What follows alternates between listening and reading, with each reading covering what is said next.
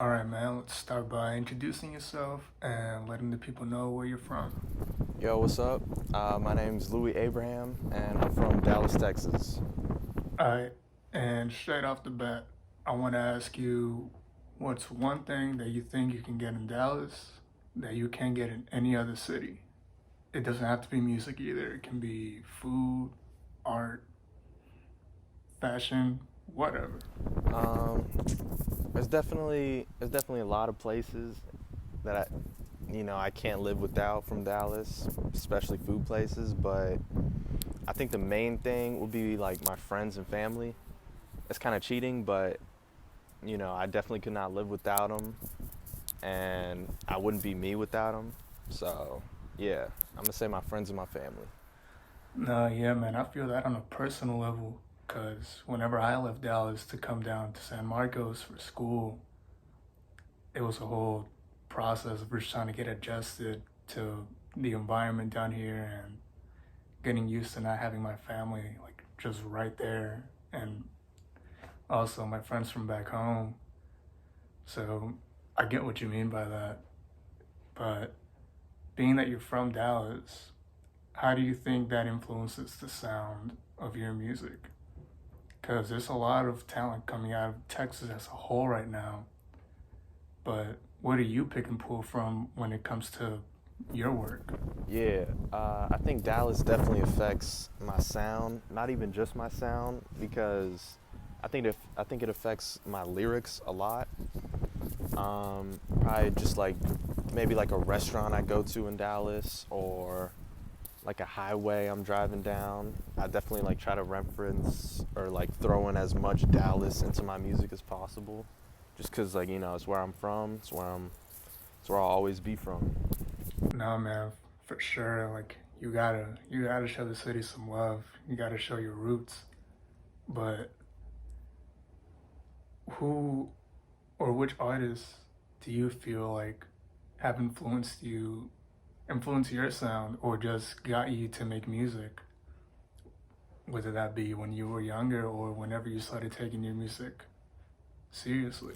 Um, I think a lot of people influence my music, even like before I even took it serious. Cause I remember back in like middle school, I was listening to a lot of Lil Wayne music, and that really got me into like just writing down verses that like made no sense.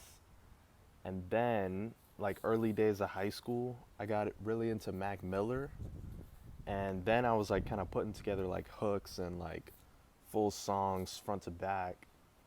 And then I think when I started to take it serious, I was listening to a lot of Travis Scott, and that's when I was like actually putting beats on it. I was like low key releasing them on like SoundCloud, and like that's when I really took it serious. So I think those three artists probably mix in like a bunch of other people too, and that's kind of like who I am. I feel like those three artists that you just named are also on the top of so many other people's lists whenever they're listing out like their influences, and especially Wayne, with even with the generation before us, like that was the artist they were listening to whenever like they first, not like first started listening to music, but like their youngest influence. And then of course, like with us, Mac Miller from middle school even up to high school. But I feel like those three artists just had our generation like by the neck for such a long time, and still do even to a certain extent. But oh man, that's crazy. Those are your like top three. But before I let you go, who would you say you make your music for? Like, what's the message that you want people to get from your music? Who do I make my music for? I kind of, this might sound selfish, I kind of make my music for myself, because I feel like you should only make music that you listen to. You should only make music that you love, and hopefully people like it, and people hopefully can relate to it.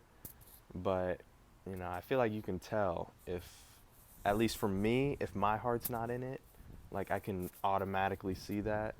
So I feel like, you know, you should only make music for yourself, and, you know, hopefully some people rock with it.